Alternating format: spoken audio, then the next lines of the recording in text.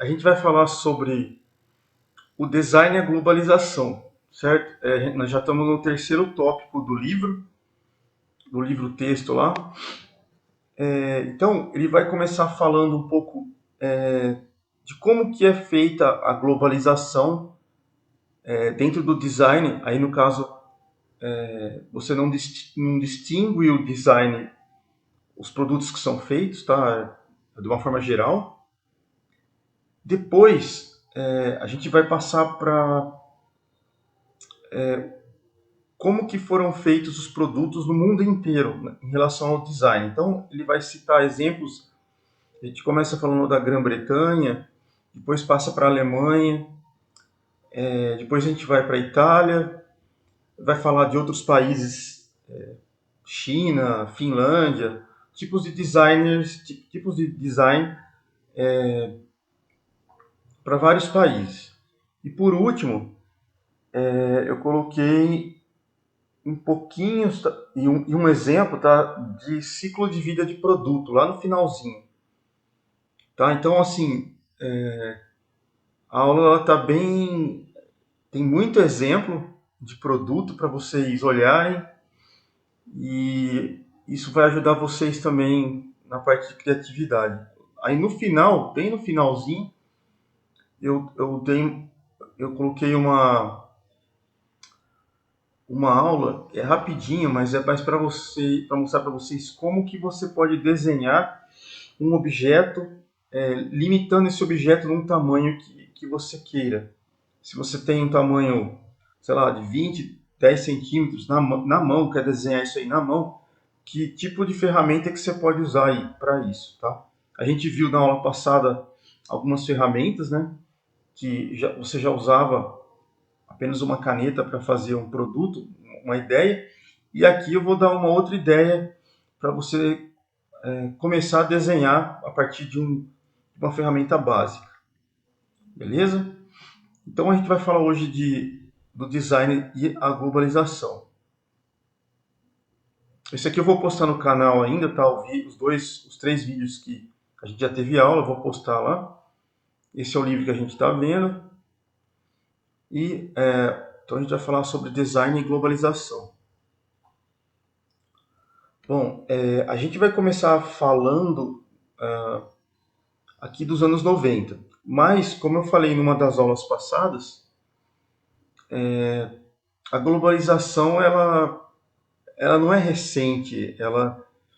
Se a gente pensar, ela teve várias fases, né? Se você pensar primeiro nos anos aí 1400, 1500, quando os europeus saíram da Europa e foram para as Américas, você já teve um certo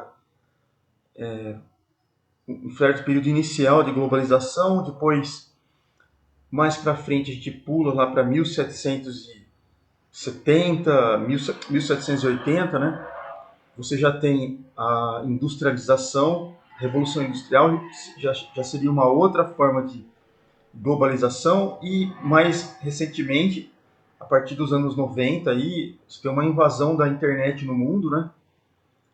Você tem uma outra globalização. Então, ela sempre aconteceu, na verdade.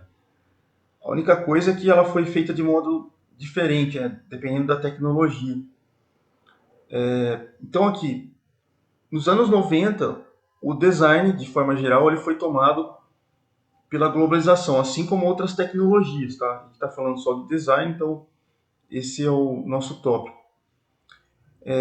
Mas por onde ele começou, né? Se a gente pensar no mapa geográfico?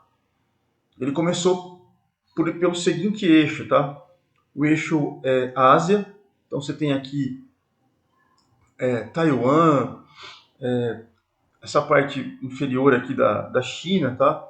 Que seria a Ásia, a Europa e a América num todo. Então esses três eixos aqui foram primordiais para o desenvolvimento da globalização dentro do design.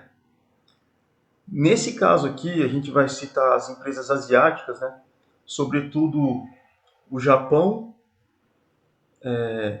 que é um símbolo aí de tecnologia por exemplo, computadores, né, eletrônicos e tal. E também Taiwan, que hoje ela está no rol aí da tecnologia em relação a semicondutores, né? E tem até o perigo de iniciar uma guerra aqui, né, entre China e Taiwan, envolvendo os Estados Unidos, porque ali eles têm muita tecnologia em relação a semicondutores e também eles trabalham com. Eles têm uma indústria só de porta-aviões. Então a tecnologia deles é bem avançada e é bem geopolítico o negócio aí, né? Então, Japão e Taiwan, eles reconheceram desde muito cedo o significado do design para o desenvolvimento de produtos. Então, eles evoluíram muito nessa parte aqui e valorizaram muito isso.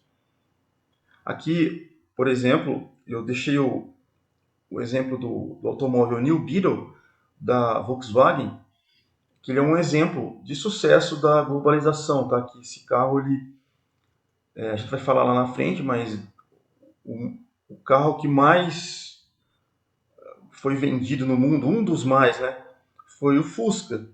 E o New Beetle, ele é muito parecido com o Fusca, né, o conceito dele.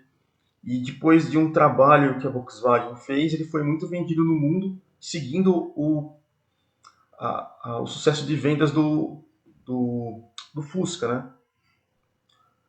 Bom, eu dividi aqui, isso não tá, como é que eu vou te falar? Não é uma divisão, tá? Eu dividi aqui para ficar mais didático. Então, eu dividi aqui em duas formas de globalização. A primeira forma, tá? E a segunda forma.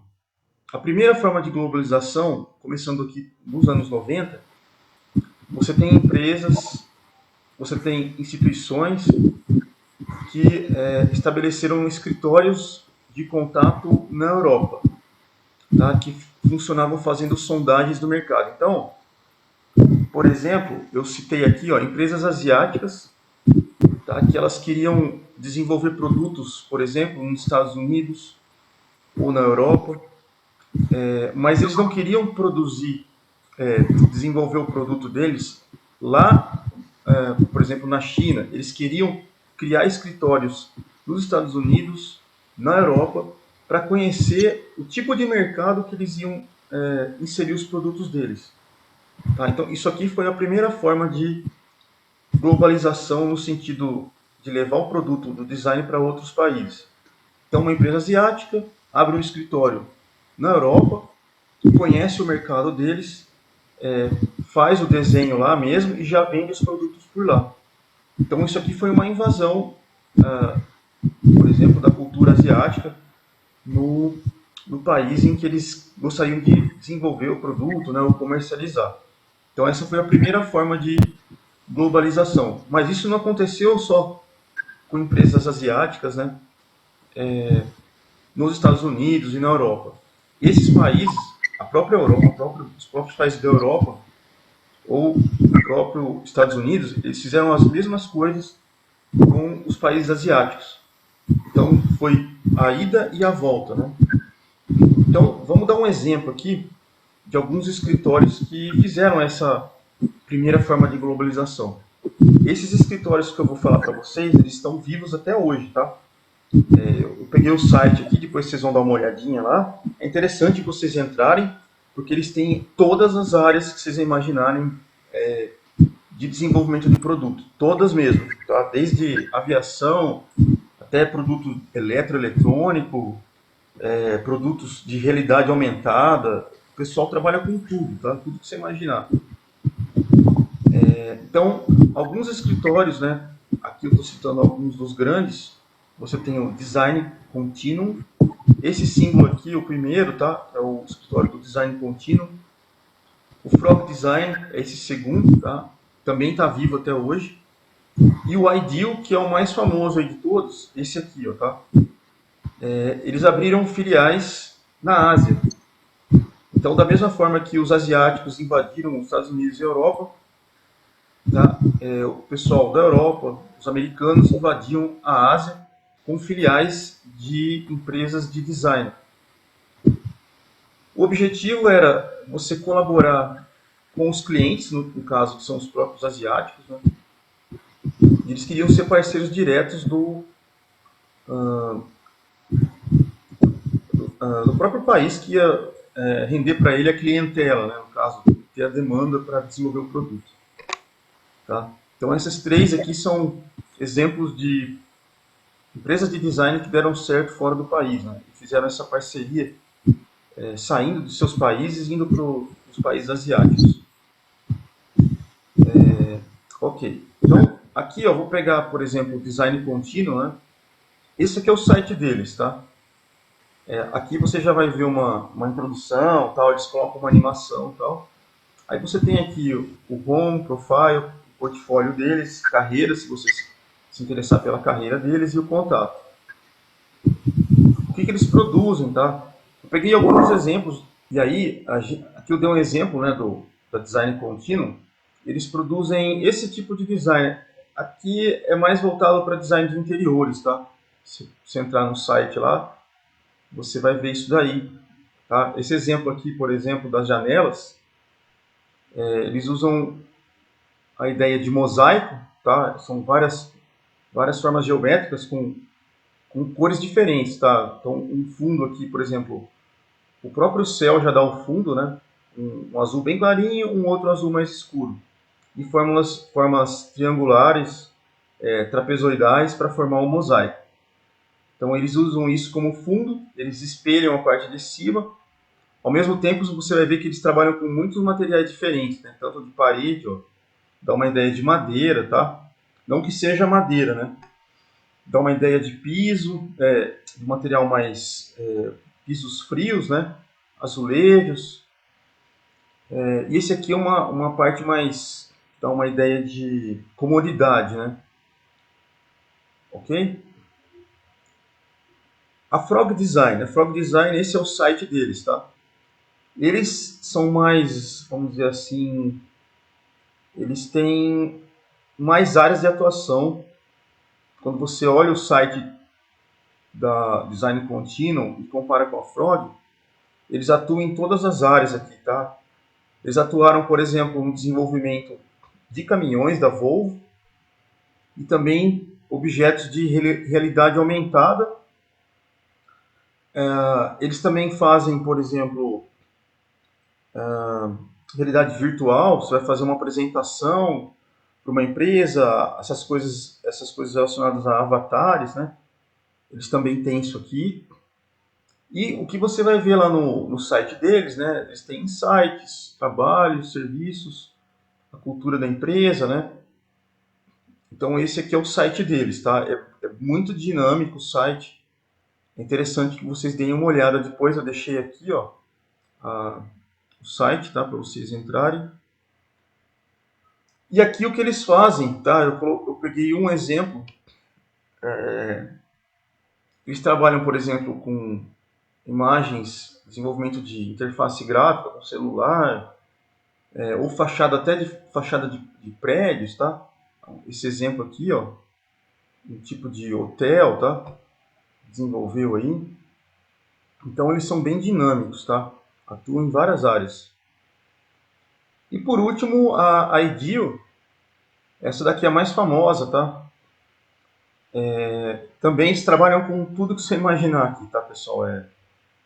Eu peguei um exemplo aqui que é muito louco, que os caras trabalham. Eles trabalham com informação genética, fazem produtos de informação genética. Ele não fala exatamente esse produto aqui, ele só mostra lá no site, né? Que tem informação genética, mas não apresenta o produto em si, tá? Então eles trabalham com isso, eles vão muito longe, tá? Área de biológicas, área de aviação também, tá? Então esse é o site da Ideal. Então aqui eu estou dando para vocês três áreas que vocês podem, três sites e três áreas que vocês podem explorar para ter ideias para os seus produtos, tá? Eles têm muitas ideias aqui nesse site, então anotem aí e deem uma pesquisada porque é muito interessante, tá? Muito bem. Deixa eu ver aqui. Ok. Bom, continuando. Mas também empresas europeias, né, especialmente do ramo automobilístico ou o eletrônico, né, eles estabeleceram filiais, especialmente na Califórnia. Então, não foi só a iniciativa, por exemplo, do americano levar a sua empresa lá para a Ásia, desenvolver o projeto lá, tá? Não foi só a Europa, né, fazendo os países da Europa levando para a Ásia, mas também as empresas europeias saíram de seu local de origem, né, e foram lá para os Estados Unidos, estabelecendo empresas de design lá nos Estados Unidos. Então, que empresas que eram essas, né? O ramo automobilístico, que foi muito forte, e o ramo da eletrônica, tá? Como você tinha já o Vale do Silício lá na Califórnia, então foi um local que eles foram com muita força, tá? Fixar a residência das suas empresas de design, tá? Principalmente aqui na Califórnia, eles estavam mais próximos do lifestyle dos americanos, né? Então eles tinham mais proximidade com o mercado, a clientela americana, né? Se estabelecendo ali na Califórnia. E o que foi criado nessa invasão europeia para os Estados Unidos, né? Foi criado, né, nessa época, o Audi TT, esse carro aqui, ó, tá? Nas pranchetas da filial da Califórnia, empresas europeias que se estabeleceram lá na América, tá? E o Audi na época foi um sucesso aí de vendas também, tá? Tanto na Europa quanto na América. Aqui você vai ver o interior do Audi, tá? Depois a gente vai ver uma outra empresa de Londres, que eles fazem carros também. Você vai ver uma diferença. Anos 90 aqui, tá? Depois no carro lá na frente vocês vão ver anos 2020, 21. A diferença. Aqui o design, vamos dizer assim, ele é um pouco ele se segura um pouco nas curvas do objeto. Então, você vai ver a curva aqui vamos dizer, o cockpit do motorista, né?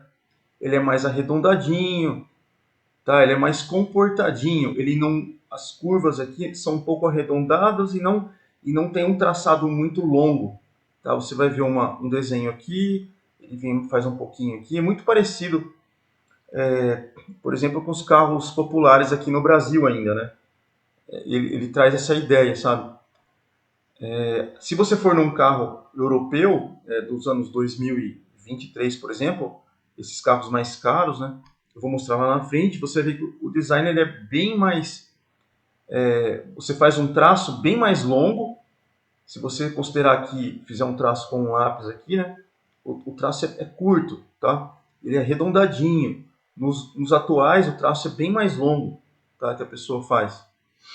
Mas você vê que esse estilo é utilizado nos carros atuais nossos, que você vê, os carros populares, né? Se pegar um Onix, por exemplo, ele é parecido com essa plataforma aqui, onde você tem a saída de ar, os botões e tal, né? Bom, aí a gente entra na segunda forma de globalização. A segunda forma de globalização, ela tem como característica que ela gera uma outra forma de globalização, que é o uso de diferentes unidades de produção. Então, por exemplo, o design ele é centralizado. Então, vamos supor que você tem uma empresa lá na Suíça que ele faz esse tipo de design aqui, tá? Design de móveis, tal, sei lá. Só um exemplo. Só que você não quer produzir isso na Suíça. Você faz o design lá no país, na Suíça, manda o desenho. Por exemplo, você vai vender lá nos Estados Unidos. Você manda para uma empresa lá nos Estados Unidos e ela fabrica isso lá.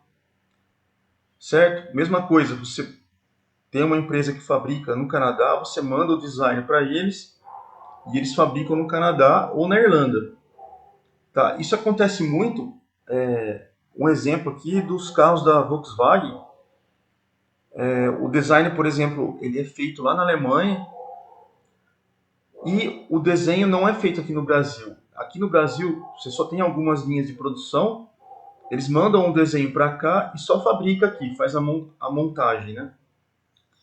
Ok? Então, isso é uma outra forma de globalizar, porque você está envolvendo dois países, né? No caso, Alemanha, Brasil, Suíça, Estados Unidos e tal. E você centraliza o design em um lugar e descentraliza em outro país, fazendo a produção dele no segundo país, né? Então, essa é uma outra forma de globalização. Para vocês que estão pensando em montar uma empresa de vocês, né? Vocês podem pensar dessa forma. Você pode manter o projeto da sua empresa num local, só que vamos supor que você está começando ainda, né? Você pode manter o projeto numa cidade e esse projeto nessa cidade você pode construir em outras cidades, né? Se o seu mercado que você quer atuar são nas cidades maiores, de repente você poderia mandar produzir em São Paulo, sendo que você fica com a parte do projeto aqui em Bauru. Então é uma outra forma de você pensar. Só que você está pensando num nível mais regional, né? Certo? Então são duas formas de você globalizar, tá? Então a primeira que a gente viu aqui, ó, você levar escritórios para a própria região, né, o próprio país que você está querendo desenvolver alguma coisa, ou você descentralizar levando produtos apenas para produzir naquele país. Né? Um exemplo em que isso aconteceu, tá? Essa segunda forma de globalização, é a firma Brown, tá? Lá, a que a gente discutiu na aula passada, a que fabricava barbeadores, tá? Ela centralizava, por exemplo, na cidade de Kronberg, na Alemanha, o design dela. E aí, o que ela fazia? Parte dos seus barbeadores que ela queria vender na China, ela levou parte da produção para a China. Então, produziu esses barbeadores lá. A outra parte, o que eles faziam? Eles tinham motores, por exemplo, que os chineses forneciam. Então, eles pegavam os motores da China, pegavam as baterias recarregáveis lá do Japão, pegava, por exemplo, a cabeça do barbeador que vinha da Alemanha, né, e as lâminas, unia tudo isso e produzia na própria China e revendia isso aqui no país asiático. Então, isso é uma outra forma de você trabalhar, tá? Que é a segunda forma de globalização. Então, dessa forma, né, fica muito mais fácil de se utilizar essa estrutura de produção aqui que a gente falou para você projetar, por exemplo, no caso aqui na Ásia, né? Mas você poderia projetar na Europa produtos para o mercado chinês. Então ele sai de um produto europeu, leva para uma outra área na China, sabe? Produz tudo lá e comercializa por lá. Então isso aqui é uma boa saída para você que quer empreender, né? Bom, aí a pergunta que eu faço aqui é quais produtos a globalização produziu para o mundo? Quais países foram produtores de um design globalizado, tá? Bom, o primeiro país que a gente vai pegar aqui para falar de design e globalização é a Grã-Bretanha, tá? Por que a Grã-Bretanha, né? Vamos dizer assim que ela é a mãe do design, porque a industrialização começou por lá, principalmente no século XVIII, tá? E foi decisiva para o desenvolvimento do design industrial. O que possibilitou essa capacidade da Grã-Bretanha de se industrializar, né, no século XVIII? Principalmente pela invenção da máquina a vapor. Tá? Nessa época, no caso escocês, o James Watt, tá? Que desenvolveu a máquina a vapor e fez com que a Revolução Industrial acontecesse na Grã-Bretanha. A máquina a vapor, por exemplo, ela forneceu energia, no caso, força motriz, né, de máquinas têxteis, máquina para meios de transporte, por exemplo, locomotivas, navios, máquinas agrícolas. e fez com que a Grã-Bretanha ela fosse um dos primeiros países, né, a desenvolver a produção de papel, de vidro, de porcelana, de metal e outros materiais. Tá? Aqui a gente vê um exemplo da máquina a vapor do James Watt, só que reconstruída em escala, tá?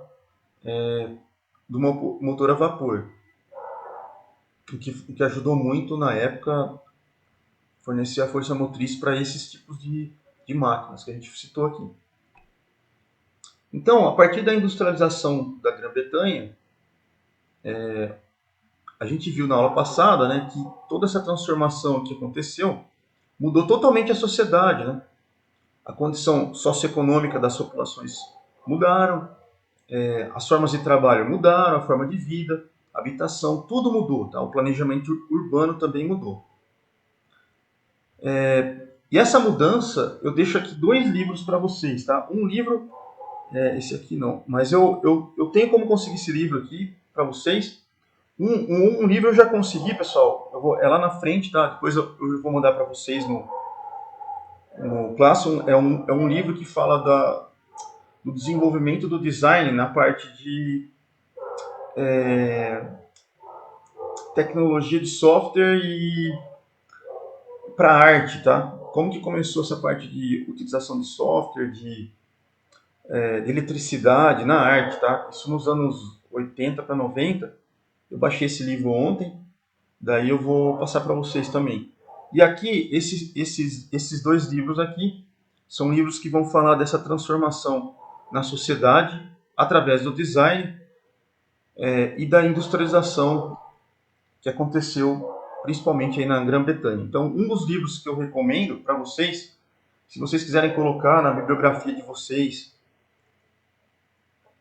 por exemplo, vocês vão ter que fazer a introdução de qualquer jeito do trabalho de vocês. E a parte da introdução tem uma parte histórica, certo?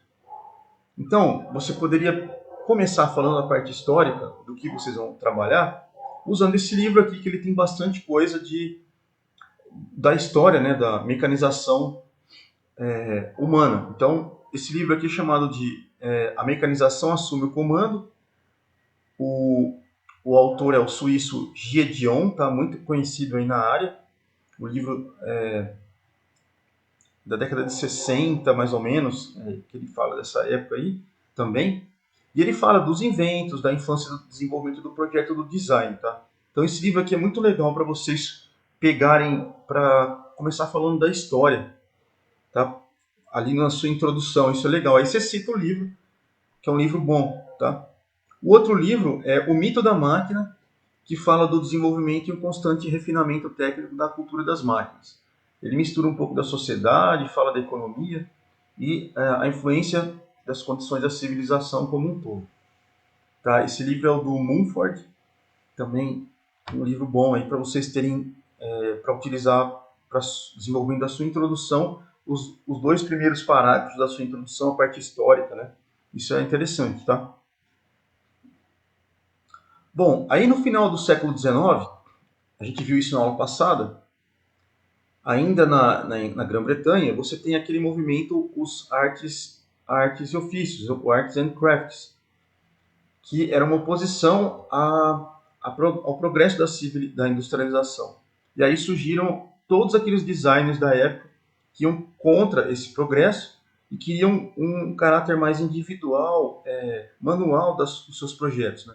Então você tem o Ruskin, William Morris, que foi praticamente o criador aqui do movimento, o Dresser, o Macintosh, o Crane, o Ashby.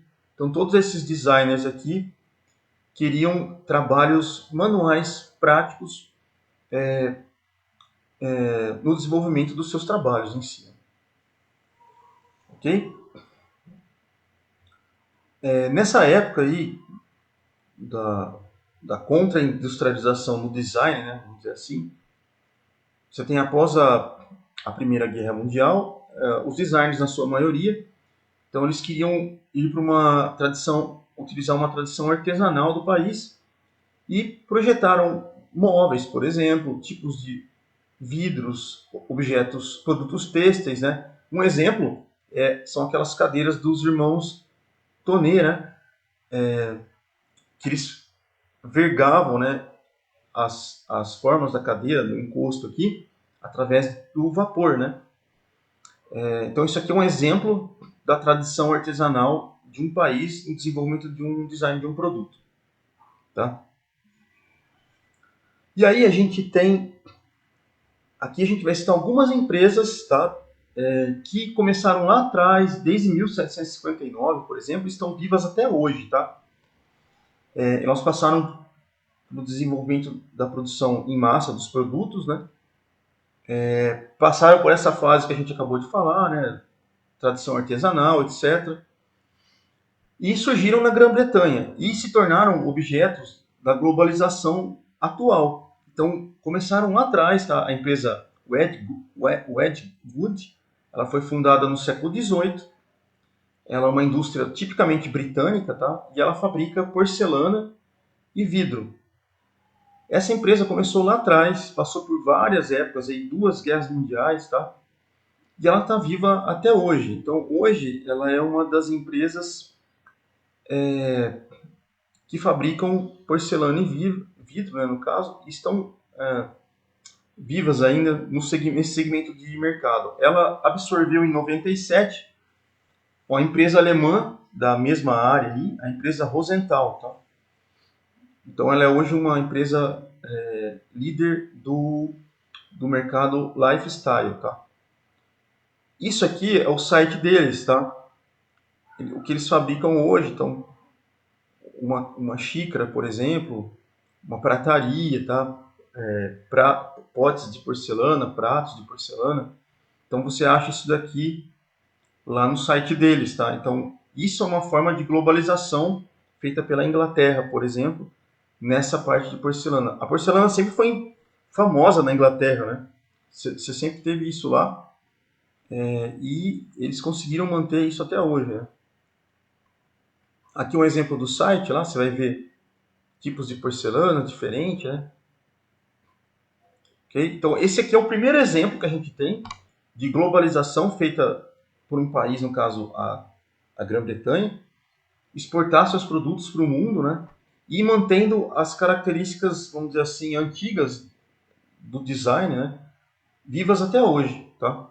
Então, o antigo, ele ainda, vamos dizer assim, ele se mantém, né?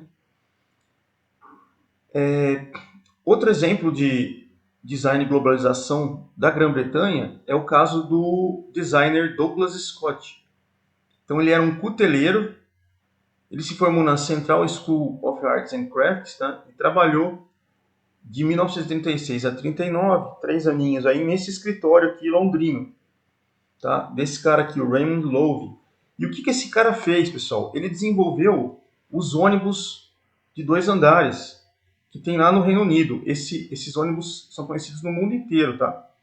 Ele trabalhou numa empresa de transporte, né, de Londres. Ele era um representante do design industrial moderno na Grã-Bretanha. E ele projetou esse ônibus, o Double Decker, tá? Ônibus de 2 andares aí.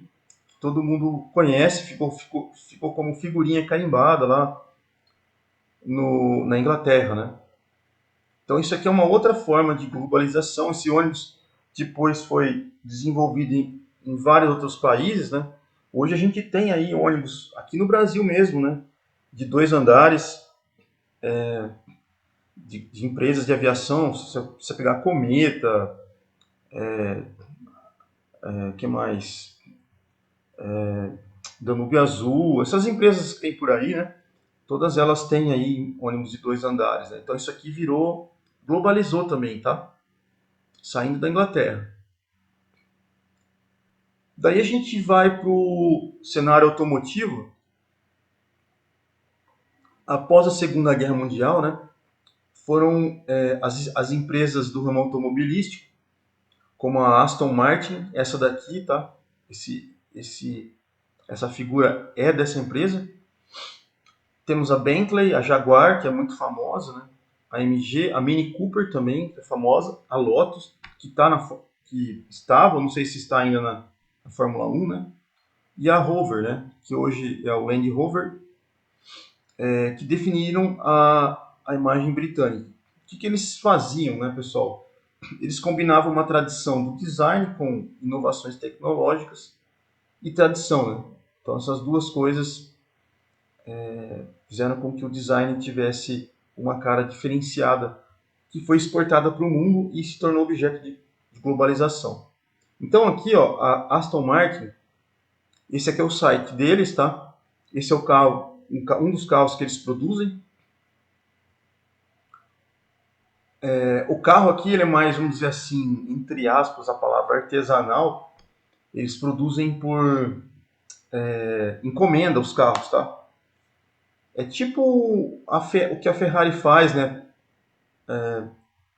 Eles produzem aqueles carros que são feitos por encomenda mesmo, tá? Se você clica aqui no interior dele, por exemplo, você vai ver a parte de interior do carro.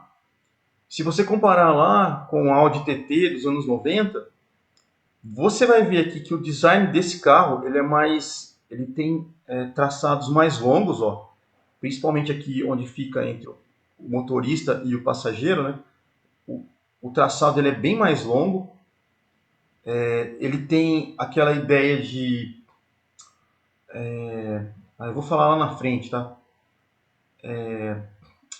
Quando o ar passa por uma airflow, por exemplo, quando o ar passa ao longo do carro, né? Ele desloca a massa de ar mais rapidamente. Então você vê que esse traçado da linha indica isso, tá? Mesmo na porta aqui você vai ver, ó, que o traçado do lápis quando ele desenha isso aqui é bem mais longo do que o traçado do Audi, por exemplo, que é mais curvinho, né? Aqui você já tem nem tão curvas, o painel não é tão utilizado tantas curvas como no Audi, né? Aqui os materiais, você vai ver que a textura do próprio veículo, né, aqui dentro, a textura ela se modifica entre uma parte e outra. No Audi ela era mais constante, né? Aqui eles usam texturas diferentes, tanto para os assentos, né? E as cores básicas que eles usam, então aqui você vê um preto, um cinza, um verde e um vermelho. São 4 cores no máximo que eles usam aqui dentro. Tá? Eles não vão usar mais do que isso.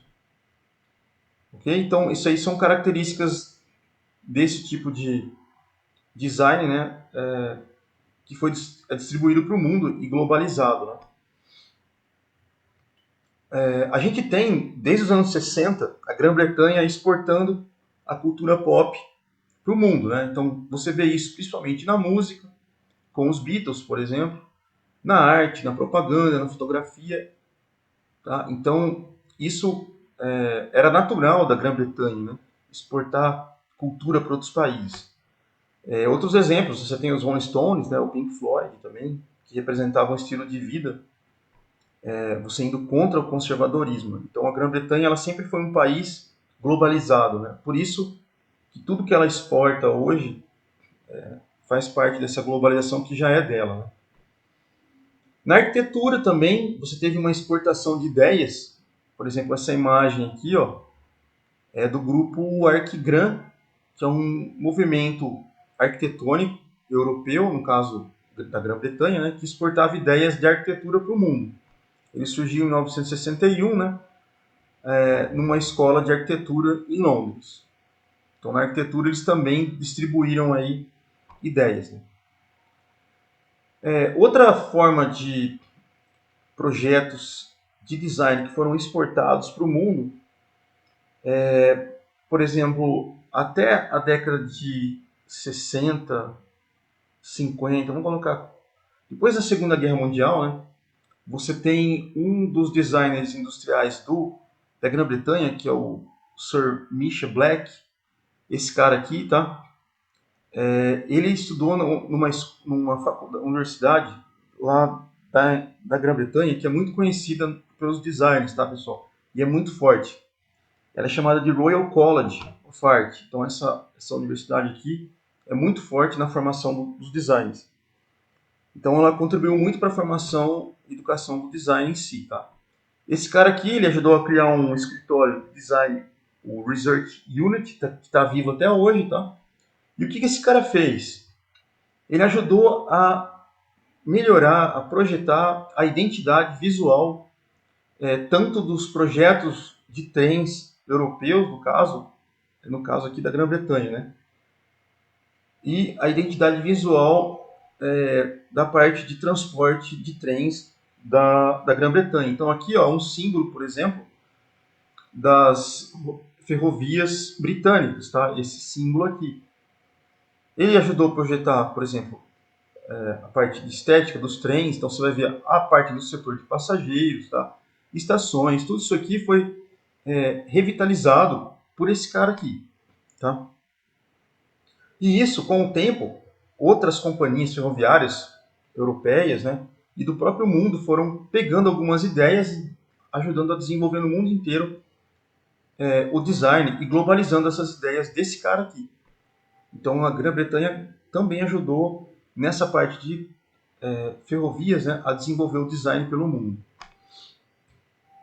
Temos também outro designer da Grã-Bretanha, que é o Sir Terence Conran. Ele ajudou na tradição britânica, né, a desenvolver objetos de interiores. Por exemplo, com a criação de uma rede de lojas chamada Lojas Habitat. Tá? Aqui um exemplo de uma loja Habitat, de 1964, que ele, vamos dizer assim, divulgava a cultura britânica, né, para a moderna cultura de massa da época. Tá? Então ele ajudou a popularizar também a cultura britânica. Temos o James Dyson, de 2001. Ele inventou, por exemplo, uma nova técnica de aspiração de pó, que é esse desenho que vocês estão vendo aqui, ó, o Dual Ciclone, tá? Ele não tem saco de coletar pó. Tá? Então, isso você vai ver aqui, ó, o desenho dele, ele não tem um saco de coleta de pó. Então, isso aqui foi a sacada dele para esse produto, tá? Esse cara, ele projeta, ele produz, ele comercializa seus produtos, né? E a principal característica dele é o pós-modernismo. Ok? Aqui eu coloquei alguns designers britânicos, tá? Temos o Ron Arad, que eu vou mostrar ali na frente alguns trabalhos deles. O Coates, o Tom Dixon, nós vamos ver um trabalho dele. O Fleetwood, o Hilton, o Irvine, o Danny Lane, o Ross e o Morrison, tá? E o Daniel Vail. Aqui a gente tem um trabalho, por exemplo, do Ron Arad, que são cadeiras, tá? Ele utiliza metais, por exemplo, plásticos. O Tom Dixon, esse exemplo de design aqui à direita, ele, por exemplo, tirou ideias daquelas torres de alta tensão que a gente vê nas estradas por aí, né? Para desenvolver uma cadeira, tá? Esse aqui, por exemplo, dá a impressão, aquelas canetas tinteiro, aquelas canetas de pena, tá? Você vê a ponta da pena. Essa cadeira ela tem um formato de uma ponta de pena, por exemplo, ou de uma folha, né? E ele faz uma cadeira com isso.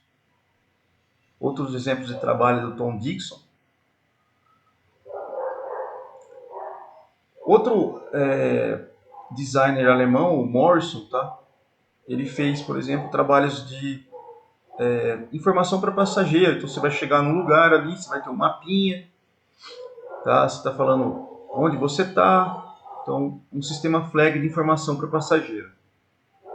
Você tem o James Irvine, que ele desenvolveu esse ônibus urbano, né?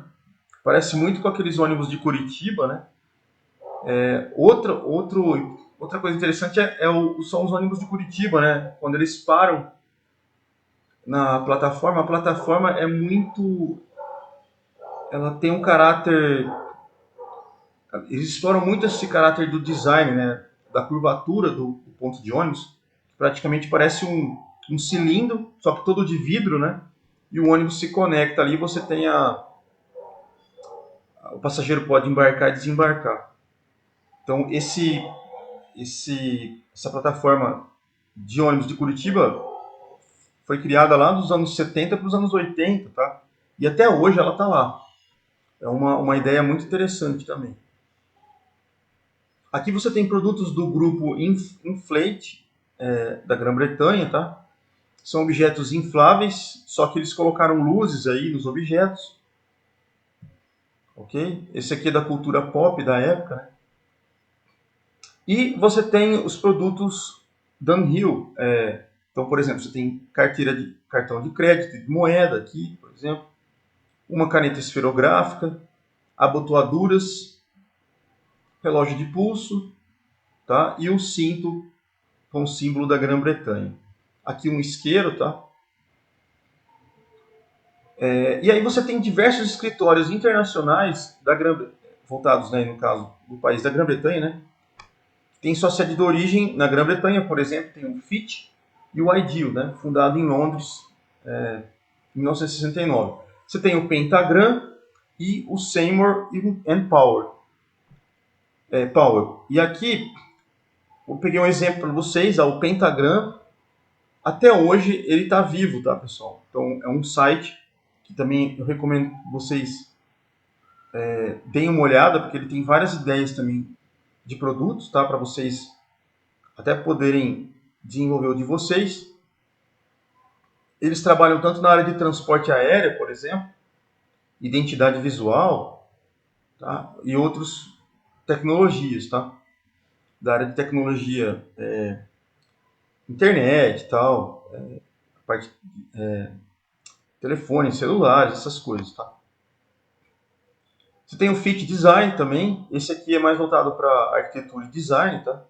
Então aqui algumas coisas que eles fazem, interiores, tá?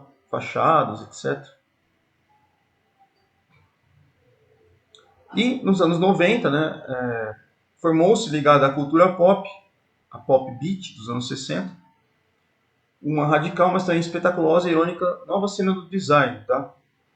Que é o The Secret Life of Electronic Objects, que é o 2001. Esse livro eu tenho, tá? Eu peguei ele. Como que você faz projetos voltados ao design, mas ligados à parte eletrônica dos objetos. Por exemplo, luzes, tá? Utilizando softwares, tal. Então, essa fase aqui, esse livro, ele mostra exatamente essa fase da transição entre o hardware e o software na parte do design para objetos digitais, tá?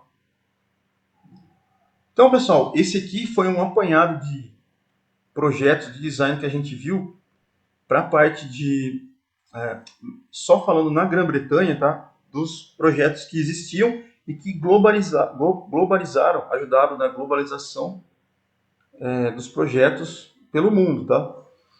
Agora a gente vai entrar na Alemanha, que é um outro país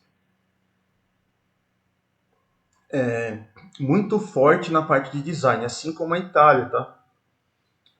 Os alemães, na época aqui, tá? Como a Alemanha era dividida em duas, tá? Antes de 89, então a gente tinha a República Federal da Alemanha e a Democrática Alemã. Tá?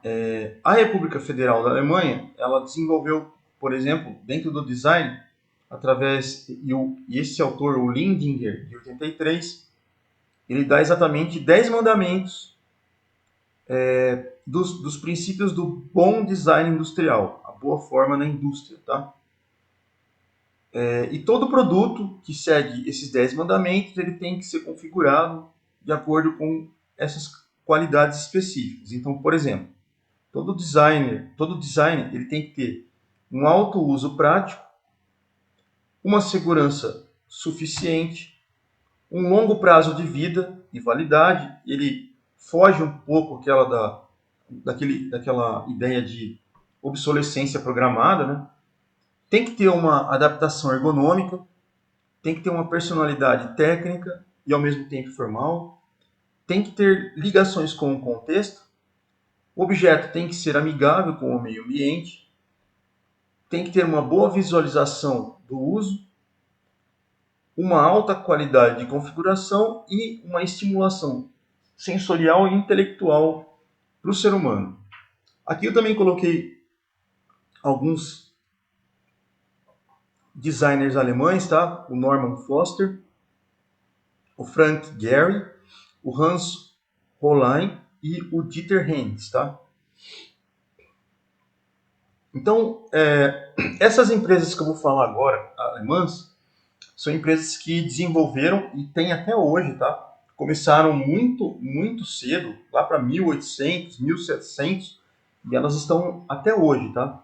Elas seguem aquela ideia da Bauhaus, que é da configuração funcional.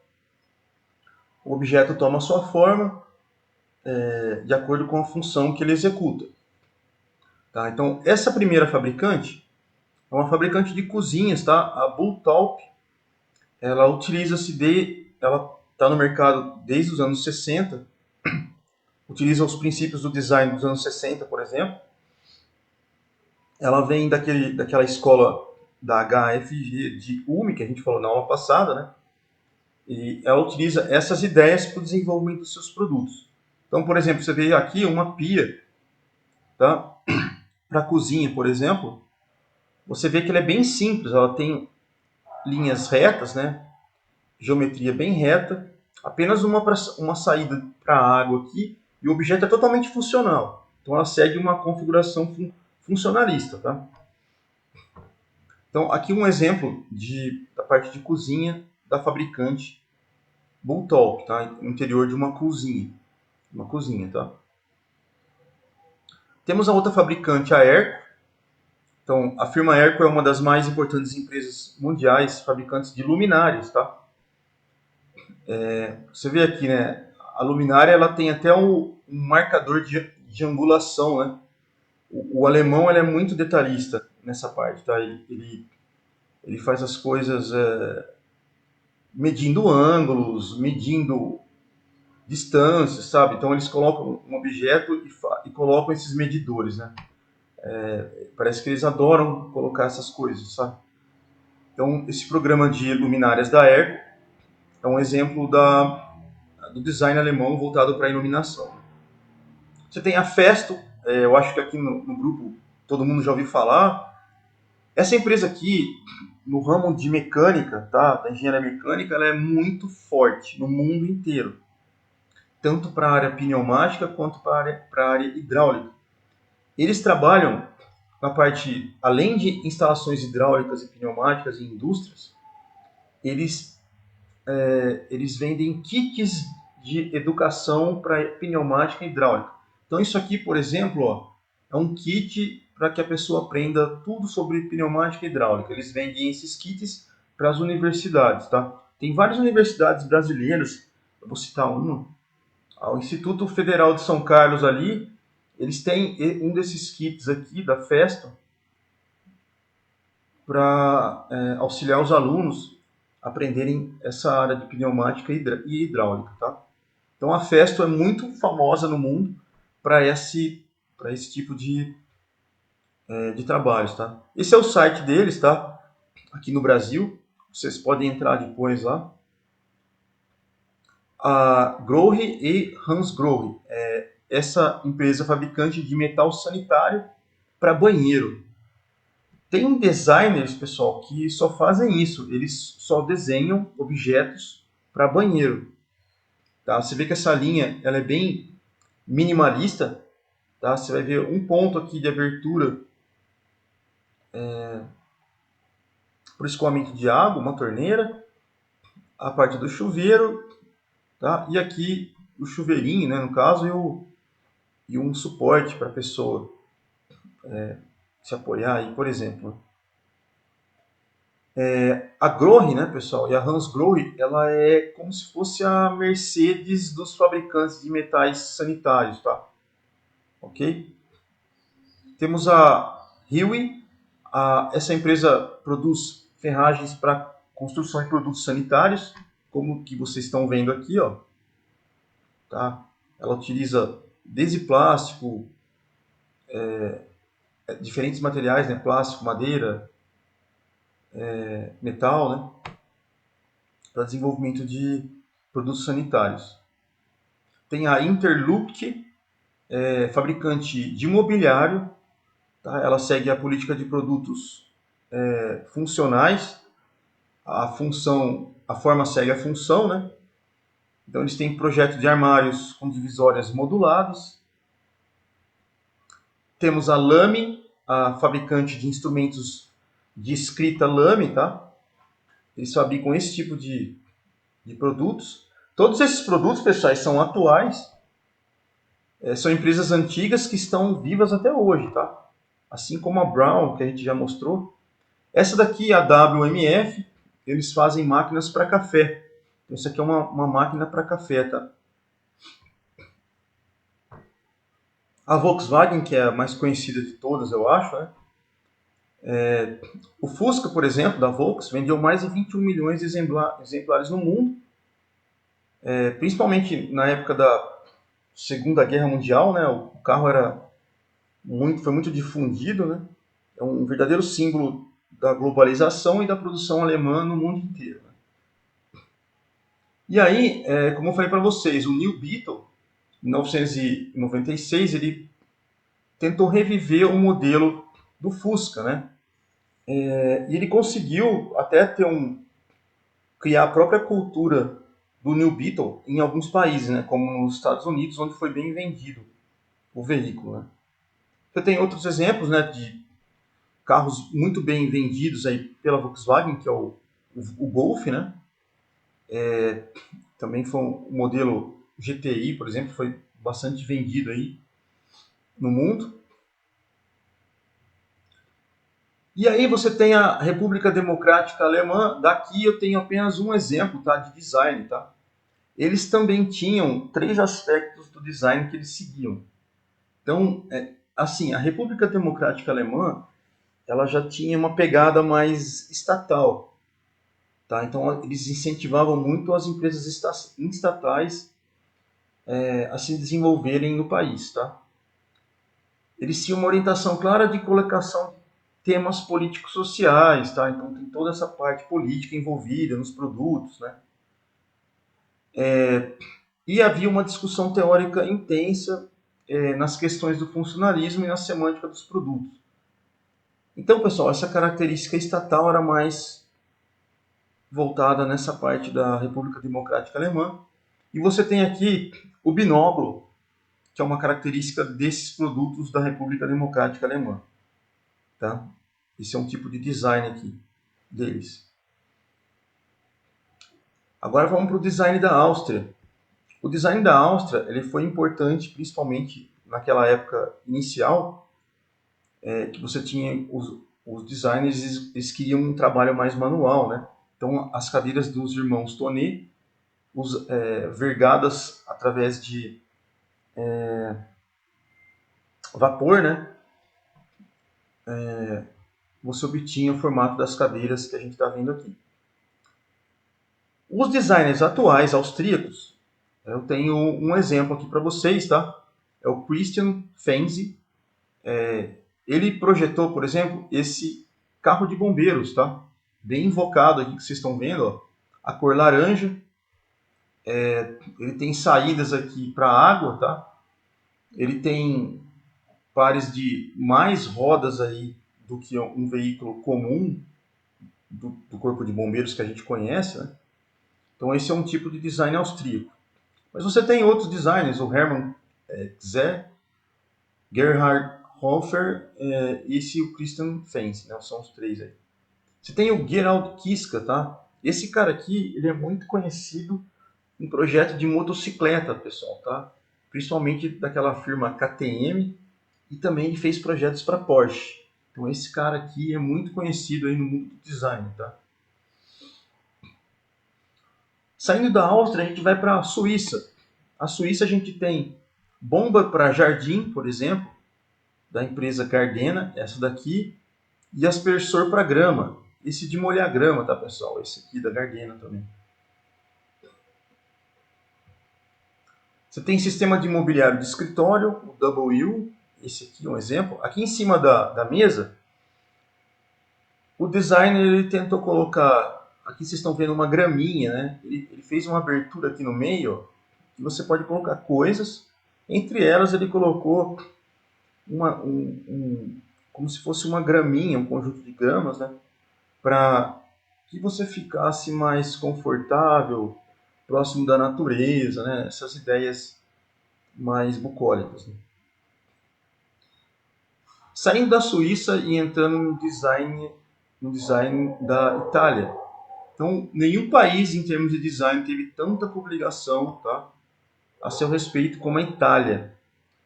O primeiro exemplo que eu vou dar aqui de design, do design italiano é o exemplo da Olivetti, tá? Das máquinas de escrever Olivetti. O design da Olivetti não ficava apenas no objeto, tá, pessoal? Ele saiu do objeto e eles desenvolveram um livro vermelho que tinha todas as características, tanto de propaganda, de como que o objeto era feito, tudo que você imaginar para a venda do produto tinha nesse livro vermelho. Tá? Então, o design da Olivetti começou em 1908, o engenheiro o Camillo Olivetti, né? Ele funda a empresa, só que o filho dele que acabou assumindo o comando da empresa. Né? E aí você tem o designer Hans von Clier, que comandava o estudo de design da Olivetti nos anos 70 e desenvolveu a ideia desses livros vermelhos. Como eu falei, tudo que continha no livro era de informação sobre o produto. Né? Você pode pegar essa ideia do Hans von Clier hoje, e muita gente faz isso hoje, né? Você tem um produto aí X, e hoje o produto X, todas as características dele você pode ver dentro do celular, naquelas hashtags que você tira uma... Você vai lá, faz a leitura da hashtag no celular, todas as características estão no celular. A ideia é a mesma do Von Clier aqui, tá? Você pegar do produto para a hashtag, né? Só que aqui ele utilizou os livros, né? Os livros vermelhos. Então essa é a ideia que é utilizada até hoje, tá? Nos conceitos de comunicação e design. Você tem o bel design italiano. O bel design italiano ele é primeiramente marcado por inovações técnicas, tá? E configurativas que vão tipificar algumas características de produto. É um conceito de design italiano. Tá?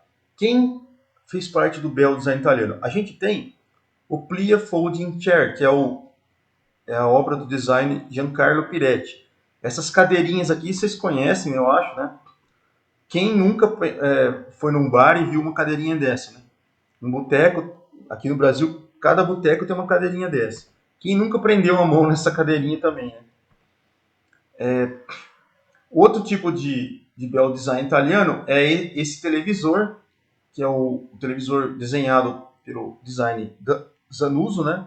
E o Sapper, ele chama Algol 11, tá? Esse design desse televisor. Aqui em cima, se você puxar ele tem uma alça que ele abre. Você pode levar o televisor para um lado ou para o outro. Aqui atrás você tem um painelzinho, tá? Que tem, você pode ligar, desligar o visor, tem anteninha e tal. Então, isso aqui são dois exemplos da escola das técnicas, né, de inovação técnica do bel design italiano. E esse cara aqui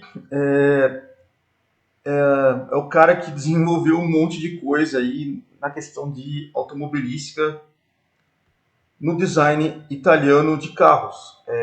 Esse cara aqui é o Sergio Pininfarina, um dos bambambam aí do design no mundo de carros, tá? Principalmente quando a gente fala de carros como a Ferrari, certo? A Ferrari desenvolveu o conceito de carros que se espalhou pelo mundo inteiro. Todo mundo quer ter uma Ferrari. Todo mundo, quando fala Ferrari, vamos dizer assim, é o suprassumo de todos os carros aí, né? Do mundo, né? Então, ele ficou com a contracorrente italiana, né? Que seria aquela ideia de a função faz a forma. Não, não é bem assim, né? A função faz a forma até certo ponto, mas ele queria mostrar que o design em si tinha que ser belo, né? Então ele colocou isso principalmente nos carros dele, tá? Outro exemplo da contracorrente italiana é a poltrona Sacco. Esse daqui é o nosso puff aqui no Brasil, tá, pessoal? Ele é um assento universal que permite ao usuário ficar numa posição agradável aí, com qualquer liberdade, né? Conforme o seu uso. Outro exemplo de grupo italiano, né, que se desenvolveu nos anos 70, indo na contracorrente do design aí, o anti-design, né, é o grupo Memphis, né, que desenvolveu principalmente as propagandas da MTV, que a gente já falou, e mostrou principalmente essas imagens, por exemplo, aqui esse cartaz, né, tá, de uma propaganda aí dos anos 70, tá? Outro design do grupo Memphis, tá? Uma sala, por exemplo, de um ringue que a gente já mostrou em uma das aulas atrás. E aí vieram os anos 80, pessoal. Os anos 80 para a Itália, na questão de design, foi um ano com poucas tendências, poucos desenvolvimentos, tá? Que aconteceu nessa época, né? A Olivetti foi praticamente comida pela indústria de computação, eles não se desenvolveram, e o que tinha do design italiano praticamente ficou com os carros, por exemplo, e a parte de móveis, né? Então, nessa época não houve um desenvolvimento muito forte do design italiano.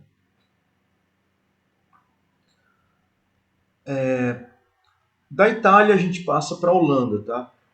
Só uma coisa, a Itália, pessoal, tem muitos exemplos de design, tá? Eu peguei uns principais aqui, tá? Algumas outras coisas ainda dá para você procurar ali, achar mais coisas, mas eu peguei os principais, tá? A Holanda, na geografia do design, tá? A Holanda ocupa uma espécie de posição especial como modelo para atividades do design do público. A Holanda, o exemplo mais forte aí é o design do LCD do monitor da Philips. Tá? Esse design aqui, ó. Certo? Outro exemplo de design da Holanda são as chaleiras elétricas ou aqueles audio player, né, digitais da Philips também. E alguns produtos da Philips, como câmera para computador, web câmera, né, aparelhos de áudio, como esse daqui, ou até um liquidificador como esse. Todos da Philips, tá? Então a Philips é um grande exemplo aí do design da Holanda. Aqui a gente tem exemplos de outros tipos de design holandês. Por exemplo, lâmpadas como essa daqui, corrimãos, tá, para escada, e cabides para roupas, tá? Saindo do design da Holanda, a gente tem a Finlândia. Aqui da Finlândia a gente tem o exemplo da Nokia, esse dispositivo eletrônico aqui, que parece um celularzinho, tá? E o relógio, um controlador de voz, um relógio para controle de voz, tá? Da Nokia também. Esses dois produtos aqui mais atuais. Saindo da Finlândia, indo para a Suécia, a gente tem dois exemplos fortes aqui, tá? Um deles é a Electrolux. A Electrolux, pessoal, eu estagiei na Electrolux e lá em São Carlos tem a Electrolux. Eles fazem produtos da área branca, por exemplo, lavadoras de roupa, produtos como fogões, tá? E geladeiras, que é muito comum, tá?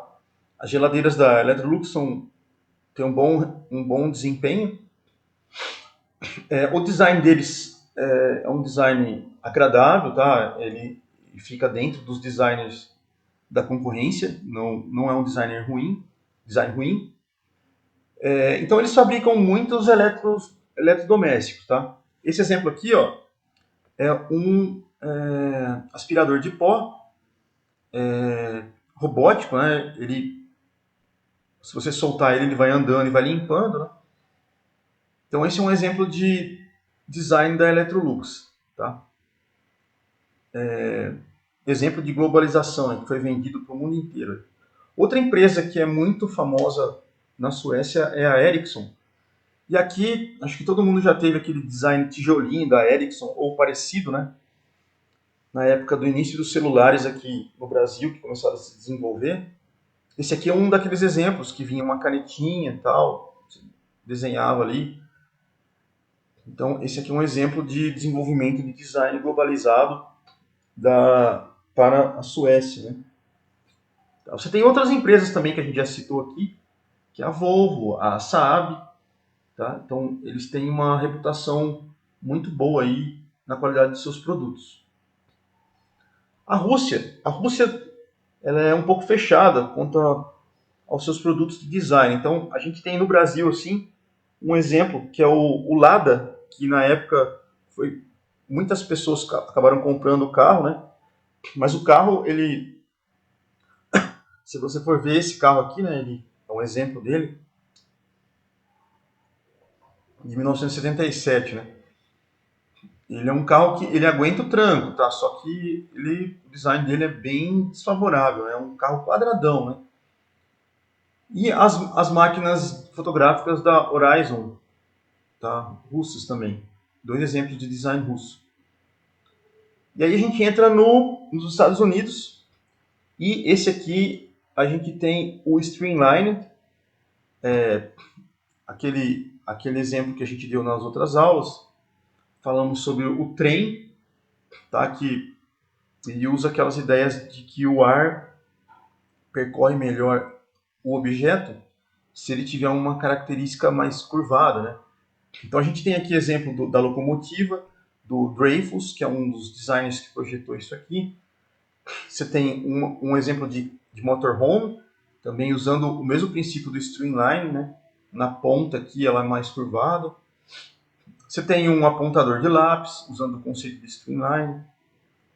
Você tem um mimeógrafo, tá? Esse aqui já não usa o conceito do streamline, ele está fora, mas é um exemplo de design de produto americano, do Raymond Loewy. Uma concorrente, por exemplo, da máquina de datilografar Olivetti, tá? Você tem a Select Typewriter 72, do Elliott Knowles, né? Ela era bem robusta, né? Muito mais do que a Olivetti. Você tem a Armchair, tá? Do Charles and Ray Eames, né? Então aqui você tem mistura de produtos, né? Por exemplo, em plástico, parte superior, e metal na parte de baixo. E como que você faz essa junção, né? Você tem os helicópteros Bell, pessoal. Por incrível que pareça, o helicóptero Bell foi a ideia dele veio de um artista plástico, pessoal, um pintor, tá? Principalmente ele pensou que aqui, por exemplo, uma bolha de sabão e aqui um canudinho que você assopra a bolha de sabão, né? Então essa é a ideia do helicóptero Bell. Esse helicóptero ele foi vendido entre 1946 e 73, 3 mil unidades só nos Estados Unidos, tá? Mas ele foi difundido no mundo inteiro. Esse helicóptero, para quem quiser conhecer, tá, pessoal, ele fica... Tem no Instituto Federal de São Carlos, eles têm um desses helicópteros lá no acervo deles, dentro do hangar, tá? Ok, aí você tem o Vale do Silício, Silicon Valley. O que acontece? O Silicon Valley ele surgiu numa época aí do pós-guerra, vamos dizer assim. Alguns professores de algumas universidades começaram a migrar para essa parte da Califórnia, né? E eles tinham algum intuito de criar empresas lá e foi crescendo, crescendo, onde surgiam essas empresas que podiam se desenvolver de uma forma mais rápida, né, do que o convencional nos Estados Unidos. Um exemplo é a empresa da Harley Davidson, que surgiu lá no Silicon Valley. Ela se difundiu para o mundo inteiro, né? Todo mundo, é como se fosse a Mercedes ou a Ferrari dos carros, né? A Harley Davidson é um exemplo de moto para o mundo inteiro. Aqui é um exemplo mobília para escritório, tá? Ela é toda em modular, do Herman Miller. E você tem os produtos da fabricante de computadores da Apple, né, pessoal? Tem o iPod, você tem o G5, você tem o AirPort Extreme e o PowerBook, que não foi colocado aqui, tá? Então, vocês também são empresas formadas, criadas no Vale do Silício. Outras empresas, né? Outros produtos também do design, você tem o Segway, esse exemplo aqui, ó, é um conceito de transporte humano, ele chega até 20 km por hora. Você tem câmeras digitais, como essa daqui, ó, e você tem a roupa para atletas nadadores, né? Ela foi muito utilizada numa das Olimpíadas de 2000 e pouco lá, tá? Essa roupa ela teve um problema na época, quando ela foi usada nas Olimpíadas. Ela teve uma série de, vamos dizer assim, a palavra é muito forte, mas acusações que os nadadores estavam batendo muito recorde por causa dessa roupa.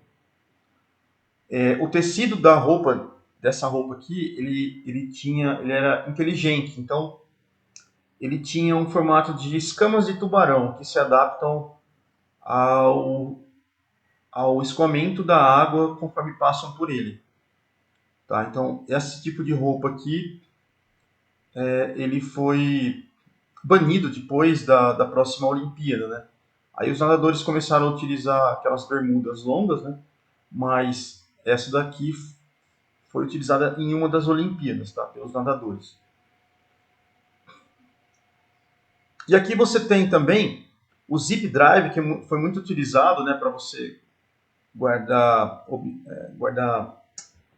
informações de computadores fora de um PC, por exemplo. Tá? E você reduzia, arquivava num único arquivo o que você queria, as informações, e reduzia o tamanho desse arquivo. Você tem também aqui uma cadeira de escritório, tá? Da IDEO. Você tem aqui um rádio, tá? Que mais? A gente tem aqui um telefone móvel, um celular. E aqui a gente tem um computador que a tela ela se desloca 360 graus aí em relação ao computador. Ok? Então esses eram os Estados Unidos. Agora a gente vai para o Brasil. No Brasil, a gente tem os irmãos Campana, pessoal, que eles fazem esses tipos imobiliários que vocês estão vendo aqui. Tá? Essa cadeira ela chama cadeira vermelha, essa é a cadeira favela, são exemplos de mobiliários brasileiros. Tem vários designers brasileiros que eu podia estar citando aqui, tá? Eu citei os irmãos Campanas, que eles são os mais famosos e que ajudaram muito, contribuíram muito com a globalização do produto brasileiro para fora, tá? A China, com os produtos eletrônicos. A China e os países asiáticos, eles passaram muito por essas fases aqui, ó. Então, no começo dos anos 80, eles importavam muitos produtos, tá? Até eletrônicos. Nos anos 80, aqui um pouco antes dos anos 80, tá? Nos anos 80, eles começaram a imitar os produtos dos outros países. No início dos anos 90, eles adaptaram as linhas de produtos que eles copiaram para produtos deles próprios. No final dos anos 90, eles começaram a criar produtos deles. E após os anos 2000, eles começaram a exportar tecnologias vindas de lá mesmo, tá? No início, né, lá, quando eles começaram a criar os produtos asiáticos, eles quebravam muito, né? Então tinha esse problema. Mas hoje, os produtos têm mais... Eles têm uma característica de inovação muito grande e têm uma maior durabilidade. Aqui, exemplos de produtos chineses, essa calculadora, que ela se enrola e ele fica desse jeito aqui, ó, tá? Uma calculadora. Bom, então a gente finalizou e deu uma volta em todos os tipos de design no mundo. E alguns países faltaram aí, tá, pessoal? Não dá para falar de todos, tá? Aqui na parte asiática tem o Japão também, tem a Coreia, mas a gente acabou só falando de um dos países que, no caso aqui, é a China, né? Que é o maior. Para finalizar a aula, tá? A gente já está acabando. A gente vai falar rapidamente do ciclo de vida do produto, o que é o ciclo de vida e quais são as principais fases. Então, o ciclo de vida do produto ele segue uma curva, tá? Que é a curva de ciclo de vida dos produtos. Então, o produto ele é lançado no mercado, tá? Aqui nessa curva, alguns autores colocam a parte do desenvolvimento na horizontal, bem no início aqui ainda, tá? Que não aparece nesse gráfico, tá? Que seria a parte do desenvolvimento. Então, a gente vai pular, entre aspas, na verdade não é pular, na verdade não tem essa fase aqui, tá? Seria o desenvolvimento do produto em si. Aí você tem o lançamento do produto, o crescimento, a fase de maturidade dele e o declínio. Então, a fase de lançamento ou de introdução, a gente vai falar aqui nos próximos slides, tá? Essas duas aqui. Mas o ciclo de vida de produto, essa curva, ela foi definida por Philip Kotler, tá? Ele apontou essas 4 fases. Você tem também o economista alemão, o Theodor Levitt, que acrescentou a fase de desenvolvimento que eu falei aqui no início, tá? Beleza? A primeira fase, que é a fase de lançamento ou de introdução do produto no mercado, ela introduz o produto, né, aos potenciais consumidores. E nessa fase você tem o início das vendas dos produtos. Então, nessa fase, o público está conhecendo a mercadoria, as características do produto, se o produto tem algum benefício, tá? Tudo isso nessa fase inicial. Em contrapartida, as vendas nesse momento ainda são baixas, tá? Os custos com o produto eles são altos e a lucratividade é muito baixa, tá? Ok? Então, exemplo de 2 produtos aqui nesse ciclo de vida que a gente tem, que foram lançados. Por exemplo, o iPad da Apple, que foi lançado em 2010. Ele é um exemplo de grande sucesso aí para a área, né, de computadores, por exemplo. Então, nessa fase, o iPad ele foi um produto com grande atrativo para o público, inovador, né, que gosta desse tipo de novidade. Outro exemplo é o Nintendo W2, né, 2i, lançado no final de 2006, e o console dele é o grande sucessor do GameCube, tá, sendo inclusive capaz de rodar jogos, nesse caso do videogame. Tá? Então são 2 exemplos que foram inseridos com sucesso no mercado. Depois a gente tem a fase de crescimento do produto. Tá?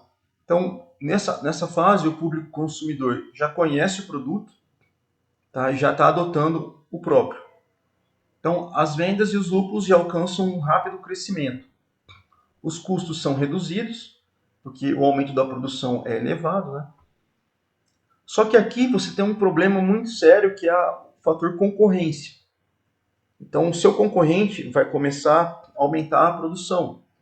Então, você vai precisar maximizar a sua participação no mercado, talvez realizar algum tipo de inovação, né, para que o seu produto não morra, né, perante a concorrência.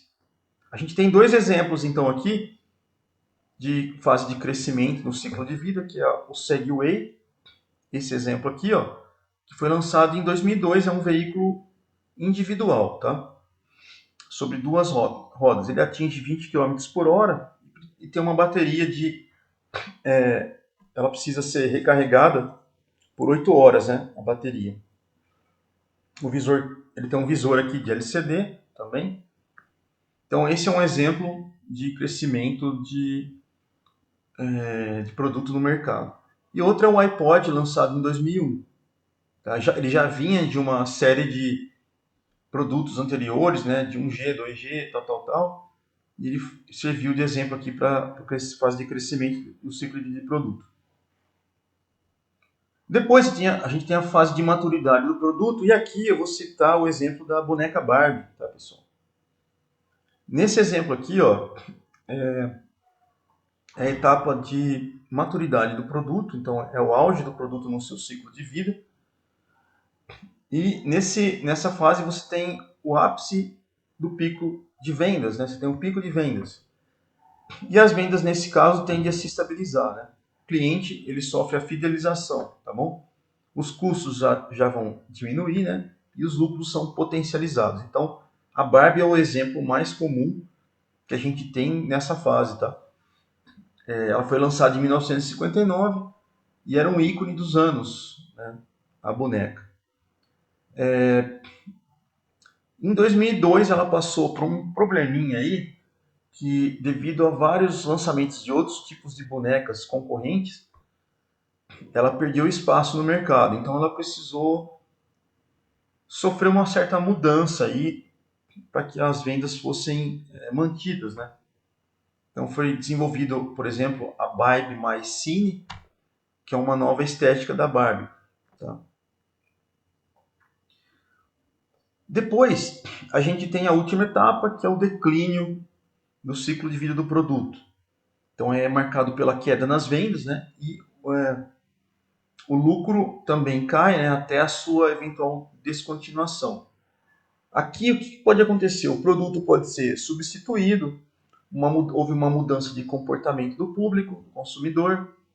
Então esses dois fatores levam ao desaparecimento ou substituição do produto. Aqui a gente tem um exemplo claro disso, que é o aparelho de DVD, pessoal. Ele era muito utilizado até 97, só que aí, a partir dessa época, de 2001 mais ou menos, surge o aparelho, a tecnologia de Blu-ray, que é o disco de leitura de dados por meio de laser, né, azul. Então ele é substituído aí por isso, tá?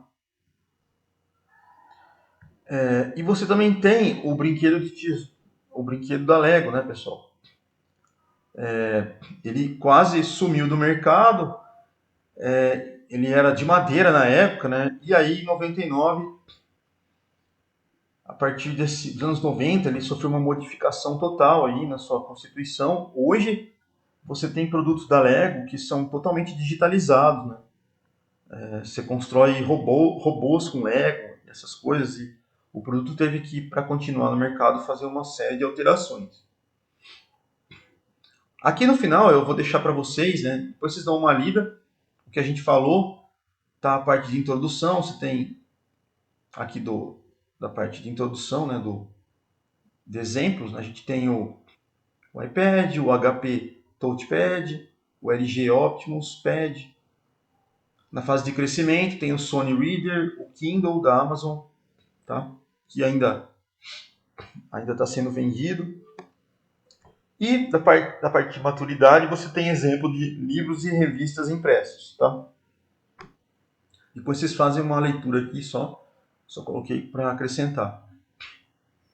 E para fechar a aula, pessoal, aqui temos a parte de exercício, que é a seguinte. Vamos supor que você vai criar um produto seu aí, tá? Você vai ter que fazer um esboço na mão primeiro, para saber como vai ser esse protótipo. Existe um método que a gente chama de método da caixa para os designers, que é o seguinte.